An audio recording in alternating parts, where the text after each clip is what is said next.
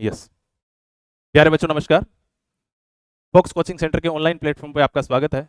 मैं विजेंद्र स्वामी और आज अपना ये वीडियो लेक्चर जो रहेगा वो बीए बीएससी मैथ्स के सिलेबस के बारे में रहेगा। हम उसकी परिचर्चा करेंगे। बीए हो या बीएससी, जो महाराजा गंगा सिंह यूनिवर्सिटी से जो बच्चे फर्स्ट सेमेस्टर में बीएससी कर रहे हैं, जो बच्चे second semester third semester so on even 6 semester के बारे में सिलेबस ने यूनिवर्सिटी ने अपना एक सिलेबस डाल दिया है। जैसे पिछली बार यूनिवर्सिटी ने ईयर प्रणाली को खत्म करके सेमेस्टर प्रणाली को एक्सेप्ट किया है, तो सेमेस्टर प्रणाली में वो सिलेबस पिछली बार कुछ अलग था और टाइम के अभाव की वजह से उन लोगों ने कुछ सिलेबस में ऐड किया था, कुछ सब्ट्रैक्ट किया था, उसको काट बांट के इस बार जो पूरा विस्तृत सिलेबस है यूनिवर्सिटी ने 6 सेमेस्टर के डाल दिया है। इस वीडियो लेक्चर में हम सिर्फ फर्स्ट सेमेस्टर के वीडियो लेक्चर की बात करेंगे, फर्स्ट सेमेस्टर के सिलेबस की बात करेंगे। तो मैं यहाँ बता देता हूँ कि बीएससी फर्स्ट ईयर का जो सिलेबस है मैथ का जो है, फर्स्ट सेमेस्टर में एक ही पेपर होगा। वैसे ही सेकंड सेमेस्टर में जैसे एक पेपर होगा, प्रत्येक सेमेस्टर में एक ही पेपर होगा। ये नहीं है कि अलग सेमेस्टर में अलग दो पेपर हो जाएंगे, नहीं। इस बार यूनिवर्सिटी ने क्या कहा है कि फर्स्ट सेमेस्टर में आपका एक ही पेपर होगा, नाम होगा अलजेब्रा। जैसे सेकंड ईयर में आप सेकंड सेमेस्टर में सॉरी कैलकुलस होगा, थर्ड सेमेस्टर में हायर कैलकुलस होगा। ये किसी और वीडियो में हम बात करेंगे। यहाँ सिर्फ हम फर्स्ट सेमेस्टर की बात कर रहे हैं सब। फर्स्ट सेमेस्टर में अपना सिलेबस क्या रहेगा, मैथ का सिलेबस क्या रहेगा, मैथ की कौन सी बुक, कौन सा पेपर हमें पढ़ना पड़ेगा, तो उसके बारे में हम परिचर्चा करते हैं। पहले तो यहाँ डिस्क्राइब कर देता हूँ मैं बड़ा बड़ा। ये देखो, मैथ का जो फर्स्ट सेमेस्टर में जो पेपर रहेगा उसका नाम होगा अलजेब्रा। यहाँ कोई math first, math second, math third नहीं होगा। जैसे ईयर प्रणाली में मैथ फर्स्ट हुआ करता था, मैथ सेकंड हुआ करता था, मैथ थर्ड हुआ करता था। नहीं साहब, यहाँ फर्स्ट सेमेस्टर में सिर्फ एक मैथ का पेपर पढ़ना होगा जिसको मैं मैथ कहूंगा। कोई मैथ फर्स्ट नहीं है। हाँ, ये पेपर कोड है, ये आपके काम की बात नहीं है। सिर्फ आप पेपर के नाम देखो, पेपर का नाम होगा अलजेब्रा। यहाँ सब आपको दो बुकें पढ़नी पड़ेगी। पहली बुक का नाम होगा ग्रुप थ्योरी, या पहली कहो दूसरी कहो डजेंट मैटर, और एक बुक इसमें लगेगी जो होगी मैट्रिसेस। एक बुक होगी ग्रुप थ्योरी, दूसरी होगी मैट्रिसेस। ग्रुप थ्योरी में से 3 यूनिट उठाई जाएगी और मैट्रिसेस में से आपको 2 यूनिट मिलेगी। तो कुल मिला के आपको इस पेपर में 5 यूनिट पढ़नी है। अच्छा, ये 5 यूनिट कितने नंबर की होगी साहब? पूरा पेपर यानी 5 यूनिट आपकी होगी 150 नंबर की। फाइनली 150 नंबर की टोटल ये यूनिट होने वाली है। टोटल जो पेपर होगा वो 150 नंबर का होगा। क्या ये यूनिवर्सिटी एग्जाम होगा? नहीं साहब, यूनिवर्सिटी एग्जाम नहीं होगा। इसमें एक दिया है इसने एक्सटर्नल और एक दिया है इसने इंटरनल। जो इंटरनल एग्जाम है, जो इंटरनल है वो 30 नंबर का है। जो एक्सटर्नल एग्जाम होगा आपका वो 120 नंबर का, यानी यूनिवर्सिटी एग्जाम आपका 120 नंबर का रहने वाला है। उसमें से ये 30 नंबर क्या है साहब? ये 30 नंबर रहेंगे कॉलेज के हाथ में साहब। अब ये कॉलेज ये डिसाइड करेगा कि आपको जो एक असाइनमेंट दिया जाएगा प्रत्येक सब्जेक्ट में, आपने वो कैसा बनाया है, आपके प्री यूनिवर्सिटी एग्जाम कैसे हुए थे, आपका बिहेवियर क्या है, आपकी अनुपस्थिति उपस्थिति कितनी है कॉलेज में, उसके हिसाब से ये 30 नंबर, यानी मैं बड़ा बड़ा कहूँ तो ये कॉलेज के हाथ में, ये कॉलेज डिसाइड करके देगा। जैसे हम 10th 12th में जैसे स्कूल नंबर भेजता है, वैसे यहाँ कॉलेज नंबर भेजेगा, वो नंबर है 30 प्रत्येक सेमेस्टर में। ऐसे ही वहाँ फिजिक्स में रहने वाला है, केमिस्ट्री में रहने वाला है, ये फिजिक्स और केमिस्ट्री वाले सर आपको बता देंगे। खैर, हम यहाँ बात करते हैं। तो ये 30 नंबर इंटरनल है कॉलेज के हाथ में। जो यूनिवर्सिटी का एग्जाम होगा वो 150 120 का होगा। कुल मिला के आपका नंबर हो जाएंगे 150। 150 नंबर का फाइनली एग्जाम रहने वाला है। जो फाइनल एग्जाम होगा यूनिवर्सिटी एग्जाम वो 120 नंबर का होगा। आपके हाथ में क्या है? ये है। वैसे तो ये भी आपके हाथ में ही है, पर फाइनली जो आप तैयारी करके जाओगे यूनिवर्सिटी एग्जाम की, जो लास्ट में एक पेपर होगा यूनिवर्सिटी का फर्स्ट सेमेस्टर के मैथ का पेपर होगा, वो 120 नंबर का होगा। अब मैं इसके सिलेबस को संपूर्ण डिस्क्राइब करते हैं, हम पूरी परिचर्चा करते हैं इसका, ये कैसे रहने वाला है, क्या इसका मैटर रहेगा, मामला क्या है ये। अभी देखो, ये 6 सेमेस्टर के बारे में बताया इसने। हम सिर्फ ऊपर वाले एक सेमेस्टर के बारे में बात कर रहे हैं क्योंकि हम फर्स्ट सेमेस्टर की परिचर्चा कर रहे हैं, फर्स्ट सेमेस्टर के सिलेबस के बारे में चर्चा कर रहे हैं। अभी देखो, ये सेकंड पेज और ये देखो, ये है आपका BA BSc first year first semester. Clear है? ये इसने सिंपल लिख दिया, जैसे मैंने पहले भी बताया था। पेपर का नाम अलजेब्रा रहेगा सब। पेपर के कोड का आपको कोई मतलब नहीं है। इंटरनल एग्जाम 30 नंबर का रहेगा सब, एक्सटर्नल 120 का रहेगा, टोटल रहेगा 150। मिनिमम मार्क्स आपको कोई मतलब नहीं है, 36% तो नॉर्मली आ ही जाते हैं। खैर, ये नहीं है, हमें 150 में से 150 को कवर करना है। ये 30 नंबर मैंने पहले ही बताया कॉलेज के हाथ में, हमें 120 पे फोकस रखना है। ये 30 नंबर कॉलेज अपने आप दे देगा, ये 120 नंबर हम क्रॉस करेंगे सब। इस 120 नंबर के लिए हम लड़ेंगे, और 120 नंबर जैसा आपको विदित है कि फोक्स कोचिंग सेंटर में ऑनलाइन प्लेटफॉर्म पे आपको मैथ, फिजिक्स और केमिस्ट्री का संपूर्ण सिलेबस करवाया जाएगा। तो मैं यहाँ सिर्फ मैथ की बात कर लेते हैं एक बार के लिए, बाकी आपको रोहतास जी सर बता ही देंगे। एक बार देखो आप, ये देखो साहब, अलजेब्रा। यहाँ देखो, पेपर का नाम क्या रहेगा? अलजेब्रा। बुक कितनी है? दो। यहाँ इसने नहीं लिखा है कि दो बुक होगी, यूनिवर्सिटी ने दिया है, एक नाम होगा मैट्रिसेस आप लिख सकते हो, दूसरी का नाम है ग्रुप थ्योरी। ग्रुप थ्योरी इसमें 3 यूनिट होगी, इसमें 2 यूनिट होगी। पहली 2 यूनिट इसमें होगी, फर्स्ट एंड सेकंड, और 3 यूनिट यहाँ होगी, फर्स्ट, थर्ड, फोर्थ और फिफ्थ। देखो क्या पूरा पेपर 5 यूनिट में से जी चाहे वहीं से क्वेश्चन उठा के बना सकता है? नहीं, इनका एक पैटर्न रहेगा। इन्होंने इस बार पूरा सिलेबस डिस्क्राइब किया है। इन्होंने लिखा है कि ये पेपर आपका इस पोर्शन में रहेगा कि आपको पूरे पेपर को 3 सेक्शन में डिवाइड किया जाएगा। पहले देखो मैं बताता हूं आपको कि एमसीक्यू यूनिवर्सिटी नहीं देती थी, आपको कोई फिल्म ब्लैंक नहीं देती थी, आपको सिर्फ छोटे और बड़े क्वेश्चन दिए जाते थे, उनको सोल्व करना था। इस बार यूनिवर्सिटी ने अपना पैटर्न चेंज किया। सेक्शन ए पेपर में, पेपर के सेक्शन ए, पेपर का सेक्शन बी और पेपर का सेक्शन सी। टोटल नंबर मैंने आपको पहले बताया कितना नंबर, 120। 120 नंबर को 3 सेक्शन में डिवाइड किया, ए, बी और सी। अब ए सेक्शन में क्या होने वाला है, बी सेक्शन में क्या होने वाला है और सी सेक्शन में क्या होने वाला है, ये तीनों चीजों आप ध्यान से देख लो ताकि आपको किसी भी कहीं भी कोई भी नंबर का लूज ना हो साहब। देखो सेक्शन ए पेपर का, जो आपके मैथ का पेपर है उसका सेक्शन ए रहने वाला है। ए सेक्शन में इसने कहा है कि ये जो सेक्शन होगा वो फाइनली 20 नंबर का होगा। 20 मार्क का मतलब 20 नंबर का होगा, और इस 20 नंबर को इसने लिखा है shall contain 10 questions 2 from each unit, each question shall be 2 marks, all the questions are compulsory. प्रत्येक क्वेश्चन का करना जरूरी होगा, और इस सेक्शन में मैं टोटल 10 क्वेश्चन दूंगा, और एक यूनिट से आपको 2 क्वेश्चन मिलेंगे। एक यूनिट से कितने क्वेश्चन? 2। मैंने ऊपर बताया आपको यूनिट कितने मिलने वाली है, 5। एक यूनिट से कितने क्वेश्चन? 2। टोटल कितने हो गए? 10। एक क्वेश्चन कितने नंबर का? 2। आंसर कितना? 20 मार्क की टोटल रहेगी। अच्छा, क्या ये एक जैसे एमसीक्यू रहने वाले हैं? क्या फिल इन ब्लैंक रहने वाले हैं? क्या इनके छोटे क्वेश्चन मिलेंगे? देखो इसने नीचे बताया कि जो सेक्शन ए है इसमें क्वेश्चन किस प्रकार के आएंगे। Will be the prepared says that questions I thought we first to fifth are multiple choice question. Multiple choice question का मतलब हो गया 1 से लेके 5 तक सेक्शन 1 में जो क्वेश्चन होंगे वो एमसीक्यू होंगे, ए बी सी डी। आपको फिल एंड ब्लैंक जैसे आप न्यू टाइप करते थे 10th क्लास में, 8th क्लास में, वो वाला सिस्टम है कि आपको बताना होगा कि इसका आंसर ए है, इसका आंसर बी है। 4 ऑप्शन दिए जाएंगे, उनमें से ए सही है, बी सही है, सी सही है या डी सही है। या एक पैटर्न और भी चला है, अनुत्तरित प्रश्न, कि मैं इसको नहीं करना चाहता। खैर वो आपके काम की बात ही नहीं है, क्योंकि यहाँ नेगेटिव मार्किंग नहीं है। नेगेटिव मार्किंग नहीं है तो एबीसीडी मान के लेके चलो कि 1 से लेके 5 तक हमें एमसीक्यू मिलेंगे। आगे ये कह रहा है कि while questions 6th to 10th will be fill in the blank questions, यानी आपको रिक्त स्थानों की पूर्ति करने वाले 5 क्वेश्चन और मिलेंगे, जो होंगे रिक्त स्थानों की पूर्ति करो। 6 से लेके 10 तक क्वेश्चन कितने हो गए साहब? 5 यहाँ हो गए, 5 यहाँ हो गए, कितने हो गए? 10। प्रत्येक क्वेश्चन चाहे वो नोटा वाला हो, एबीसीडी वाला हो, चाहे वो फिल्म ब्लैंक वाला हो, कितने नंबर का? 2 नंबर का। टोटल नंबर हो गए 20। पूरा सेक्शन जो ए है, इस पेपर का सेक्शन ए 20 नंबर का रहने वाला है। इसी प्रकार इसने कहा है कि जैसे इसको मैं यूं पढ़ लूं कि ये अति लघुतरात्मक प्रश्न है साहब, अति लघुतरात्मक है, बहुत छोटे आंसर है 1-2 वर्ड में। या तो ये पूछ लेगा ग्रुप की डेफिनेशन कि इसको क्या कहते हैं, या पूछ लेगा कि ये क्लोजर प्रॉपर्टी क्या होती है, या पूछ लेगा कि सबसे छोटा ग्रुप कौन सा होता है। इस प्रकार के बहुत सारे छोटे क्वेश्चन पढ़ेंगे। जब हम पूरा सिलेबस को डिस्क्राइब करेंगे, पूरे सिलेबस में हम यूनिट वाइज सिलेबस को कवर करेंगे, तब हम छोटे क्वेश्चन, बड़े क्वेश्चन और उससे भी बड़े क्वेश्चन यानी लघुतरात्मक, अति लघुतरात्मक और निबंधात्मक प्रश्नों के बारे में चर्चा करेंगे। अब देखो इसने क्या कहा है, सेक्शन बी, आगे इसने लिखा है सेक्शन बी, जो कितने नंबर का रहने वाला है? 40 नंबर का। सेक्शन ए 20 नंबर का, सेक्शन बी 40 नंबर का। आगे क्या कह रहा है?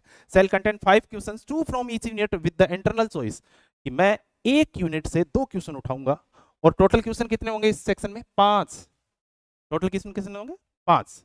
और एक सेक्शन से कितने क्वेश्चन उठाऊंगा? सॉरी, एक यूनिट से कितने क्वेश्चन उठाऊंगा? 2। यानी आपको 1 यूनिट से 2 क्वेश्चन मिलेंगे। अच्छा, पैटर्न क्या रहेगा? जैसे ये मैं यहां बता देता हूं आपको एक बार के लिए। जैसे ये क्वेश्चन सेक्शन बी का क्वेश्चन नंबर 1 है, और क्वेश्चन ए में एक पार्ट तो ये आएगा और बी पार्ट ये आएगा, इसके बीच में और लगा होगा, और दोनों ही क्वेश्चन एक यूनिट से होंगे। दोनों ही क्वेश्चन एक यूनिट से होंगे। जैसे ग्रुप थ्योरी का पहला पार्ट, जैसे तीसरी यूनिट से ग्रुप थ्योरी नाम होगा, तो ग्रुप थ्योरी में से कोई क्वेश्चन उठाए तो दोनों क्वेश्चन नंबर 1 के दोनों पार्ट ए और बी एक ही यूनिट से होंगे। दोनों पार्ट जो होंगे वो क्वेश्चन नंबर 1 के जो दोनों पार्ट है ए और बी, वो एक ही यूनिट से होंगे। इसका मतलब आपको चाहे तो आप ए वाला पोर्शन कर दो, चाहे आप बी वाला पोर्शन कर दो, इसका मतलब यूनिट में से पूरा ज्ञान होना चाहिए आपको।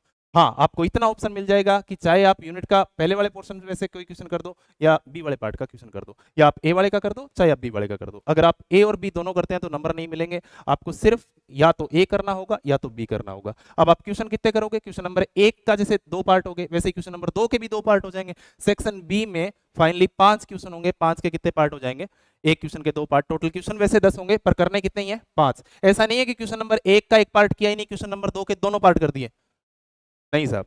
क्वेश्चन नंबर 1 को भी करना पड़ेगा, इसमें से क्वेश्चन नंबर 2 जो नीचे आएगा उसका भी ए और बी पार्ट होगा, इसमें से कोई एक करना पड़ेगा। ऐसा नहीं है कि इनमें से नीचे में से कोई 5 कर दो ऊपर वाले छोड़ दो, नहीं, क्वेश्चन अटेम्प्ट करना पड़ेगा, इसमें से कोई एक, इसमें से कोई एक, फिर इसमें से कोई एक, तो टोटल क्वेश्चन कितने करने पड़ेंगे, 5। और आगे कह रहा है ईच क्वेश्चन विद 8 मार्क्स, एक क्वेश्चन 8 नंबर का होगा, तो 5 क्वेश्चन कितने नंबर के हो गए साहब, 40 नंबर के।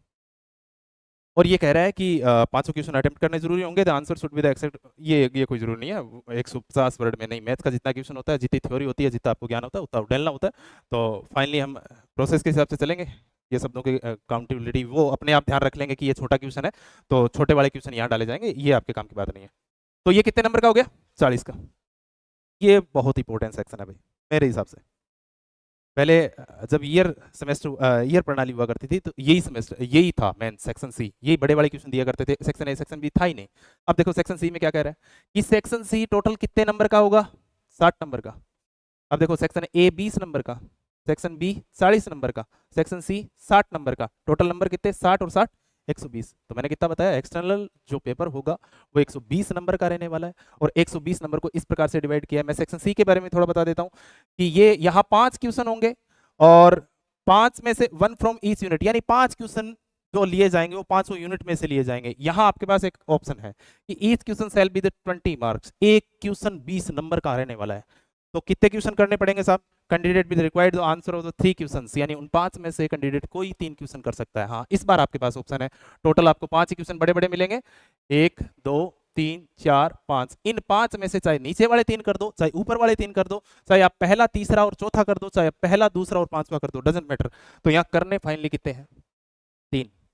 एक क्वेश्चन कितने नंबर का, 20 नंबर का, 20 गुणा 3 कितना आंसर, 60।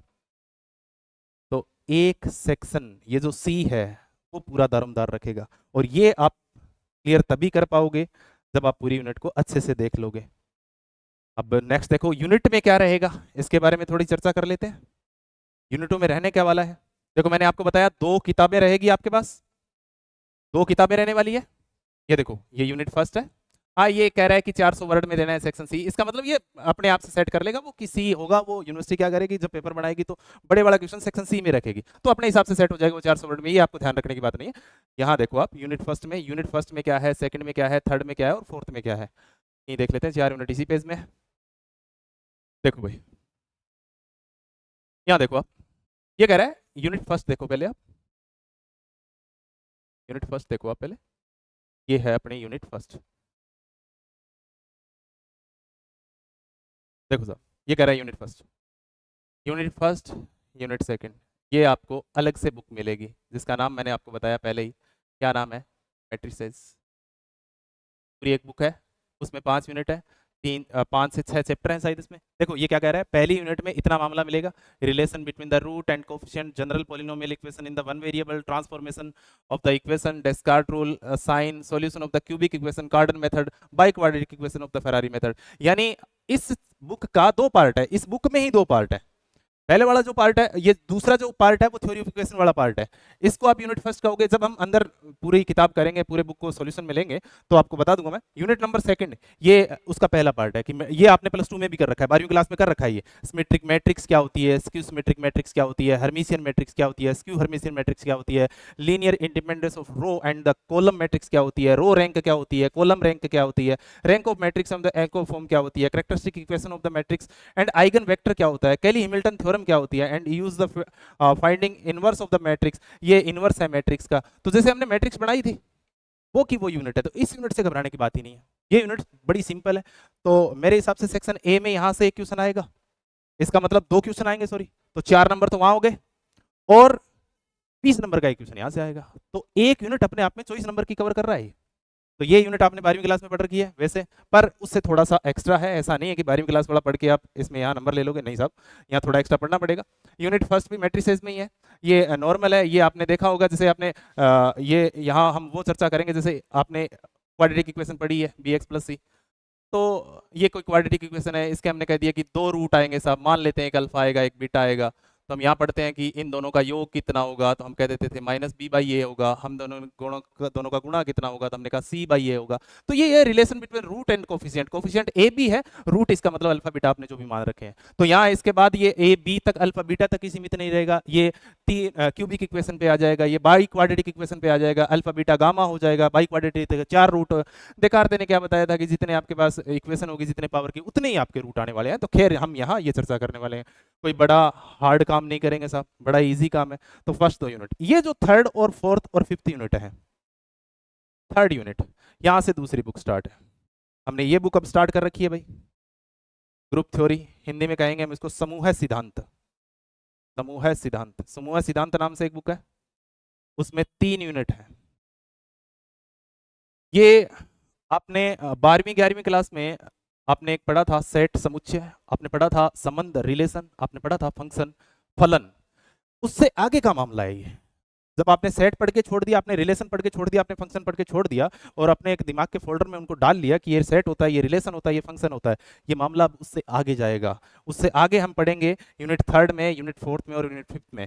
ये पूरा एब्स्ट्रैक्ट अलजेब्रा है, ये यहाँ कोई न्यूमेरिकल नहीं होगा। जैसे यहाँ चल रहा है वैसे यहाँ नहीं होगा सब, जैसे यहाँ चल रहा है न्यूमेरिकल आएंगे वैसे यहाँ नहीं आएंगे, यहाँ थ्योरी चलेगी और मिक्सअप चलेगा। मैं तो कहूँगा कि थ्योरी और क्वेश्चंस दोनों रहेंगे, थ्योरी और क्वेश्चन दोनों रहेंगे। देख लो एक बार के लिए यूनिट थर्ड और यूनिट फोर्थ, अब देखते हैं।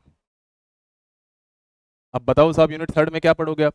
तो यूनिट थर्ड में सिंपल है, यूनिट थर्ड समूह सिद्धांत वाली किताब में है, समूह सिद्धांत वाली किताब में है। और क्या है देखो, ये क्या है, definition and example of group. देखो सेट जो होता है वही ग्रुप हो जाता है एक दिन, मैं यहाँ छोटा छोटा बता देता हूँ आपको। सेट जो होता है वही डेफिनेशन में ग्रुप हो जाता है। ग्रुप कब होता है उसके बारे में हम परिचर्चा कर लेंगे, एक दो आपको क्लासें वैसे तो ऑफलाइन में करवा दिया, ऑनलाइन के लिए मैं अलग से बेस स्टार्ट कर रहा हूँ, उनके लिए भी आपको मैं बता दूंगा। जनरल प्रॉपर्टीज ऑफ ग्रुप, ये प्रॉपर्टीज आ जाएगी साहब। सब ग्रुप क्या होता है, साइक्लिक ग्रुप क्या होता है, कोसेट्स ऑफ डेकोम्पोजिशन क्या होता है, लैग्रांज थ्योरम क्या होती है, इट्स कोसीक्वेंस क्या होता है, फर्मा थ्योरम क्या होती है, आइलर थ्योरम क्या होती है, ये सारा का सारा मामला प्लस 2 से आगे का मामला है। यूनिट नंबर फोर्थ सेम इसी किताब में, अगला part homomorphism and isomorphism of group, normal subgroup, quotient group, the fundamental theorem of the homomorphism, kernel of homomorphism and it is properties. ये इसी बुक का नेक्स्ट जो पार्ट होगा, मतलब एक और चैप्टर होगा, इसके ज्ञान को बढ़ोतरी में यहाँ लेके आएंगे। और 5वीं यूनिट, ये जो फाइनल यूनिट है, ये है permutation group, even odd and cyclic permutation, transformation and the alternating group and conjugacy and simple group, Cayley theorem, order of an element of group and it is properties. ये पांचों की पांचों unit आपकी समूह सिद्धांत में रहेगी। यहाँ थ्योरी ज्यादा होगी, क्वेश्चंस कम होंगे, पेशेंस आपको रखना पड़ेगा, रेगुलर आपको रहना पड़ेगा। अगर आप रेगुलर रहोगे तो गारंटी फोक्स कोचिंग सेंटर की रहेगी कि आपको 120 में से 120 मार्क दिलाए जाए साहब। Thank you.